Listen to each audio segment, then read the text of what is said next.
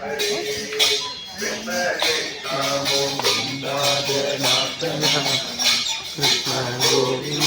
നാരായണ ഹരേ അച്യുതാനന്ദ ഗോവിന്ദ മാധവ സച്ചിദാനന്ദ നാരായണ ഹരേ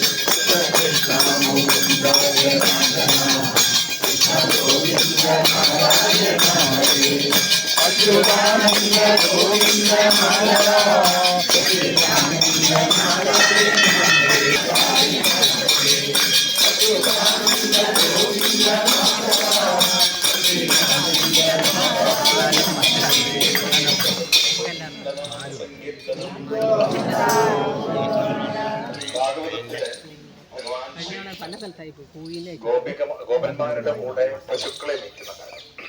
അപ്പൊ ഒരിക്കല് ഒരു ഗോപൻ ഇവന്റെ വീട്ടിൽ നിന്ന് എല്ലാവരും ഭക്ഷണം കൊണ്ടുവരുന്നു. അവരിങ്ങനെ കാട്ടുന്ന് കഴിക്കുന്നത്. അപ്പൊ ഇവന്റെ വീട്ടിൽ നിന്ന് ഒന്നും കൊണ്ടുവരാനൊന്നുമില്ല. അപ്പൊ ഇവനെന്ത് മോര് കൊണ്ടുവന്നു. ഇവൻ ആരും കാണാതെ ഈ മോരെടുത്ത് കുടിക്കുകയായിരുന്നു. അപ്പൊ ഭഗവാൻ ഇവന്റെ കവിളിലൊരു ഒരൊറ്റ അടി ഇവന്റെ മുഖത്ത് നിന്ന് മോര് മുഴുവൻ കൃഷ്ണന്റെ വായിലേക്ക് പോയി. അത് മുഴുവൻ കൃഷ്ണൻ കുടിച്ചു. ഇവന്റെ വയറ് നിറഞ്ഞു വിനാശി. ഇവനെന്ത് ഫുൾ സദ്യ കഴിച്ച അനുഭവം ഉണ്ടായിരുന്നു. അപ്പൊ ഇതിങ്ങനെ നടന്നുകൊണ്ടിരിക്കുമ്പം ബ്രഹ്മാവ് ഉണർന്ന സമയത്ത് അങ്ങോട്ടൊരു സംശയം. ഈ മഹാൻ താഴെ പോയിട്ട് ഇമ്മാതെ പോട്ട കളിയും കളിച്ച് ഇതിന് കുറെ ജോലി കൊടുത്തിട്ടുണ്ട്. അസൈൻ ചെയ്യുന്ന ജോലിയൊന്നും ചെയ്യാതെ കേരളത്തിലെ മുഖ്യമന്ത്രി ജോലി കൊടുത്തുകൊണ്ടോ പാടില്ല. ഇങ്ങനെ ഇദ്ദേഹത്തെ ബ്രഹ്മാവൻ അദ്ദേഹം കൃഷ്ണൻ ശരിക്കും അദ്ദേഹത്തിന്റെ സ്വരൂപം മറന്നു വെച്ചിട്ട് പശുക്കളെയൊക്കെ മറച്ചു. പിന്നെ ഗോപന്മാരെയും മറച്ചു. കൃഷ്ണൻ അന്വേഷിക്കാണ് ഇങ്ങനെ എവിടെയാണ് പശുക്കൾ. തിരിച്ചു വന്നപ്പോഴും ഗോപന്മാരെ കാണും. പക്ഷെ ബ്രഹ്മാവ് അത് കഴിഞ്ഞ് ഇതൊക്കെ കഴിഞ്ഞ് അദ്ദേഹം വിശ്രമിച്ചു കഴിഞ്ഞു. അദ്ദേഹത്തിന്റെ നോക്കാന്നുള്ള രീതിയിൽ അദ്ദേഹം വീണ്ടും ഒരു ബ്രഹ്മാവിന്റെ ഒരു ദിവസം എന്ന് പറഞ്ഞാൽ ഭൂമിയിലെ ഒരു വർഷം 1 നൈറ്റ് ബ്രഹ്മാവ് ഉറങ്ങി ഇവിടെ ഒരു വർഷം പോയി കിട്ടും. പിറ്റേന്ന് എണീറ്റ് നോക്കുമ്പോ ഈ പശുക്കളും ഗോപന്മാരൊക്കെ ഉണ്ട്. ബ്രഹ്മാവ് മറച്ചവരും ഉണ്ട് അവിടെ. ബ്രഹ്മാവ് മൊത്തം കൺഫ്യൂഷനായി. ബ്രഹ്മാവ് ആകെ കൺഫ്യൂഷനായിട്ട് അവിടെ നിന്ന് എണീറ്റ് പുറത്ത് വന്ന് നോക്കുമ്പം ബ്രഹ്മാവിന്റെ സീറ്റ് വേറെ ബ്രഹ്മാവിന്.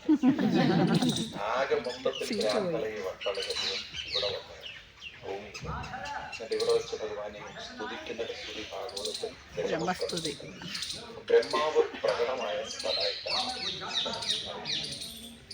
ചതുർമുഖൻ. ആ പേര് തന്നെ ആലുമുഖമുള്ള ബ്രഹ്മാവ് എന്നുള്ളതിന് ചാർമുഖ്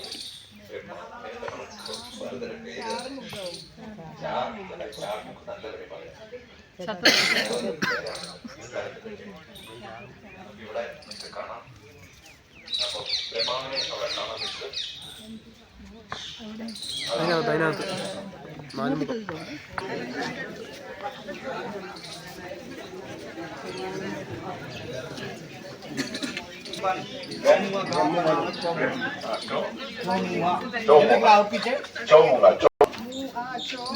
നാലുമുഖം അതന്നെ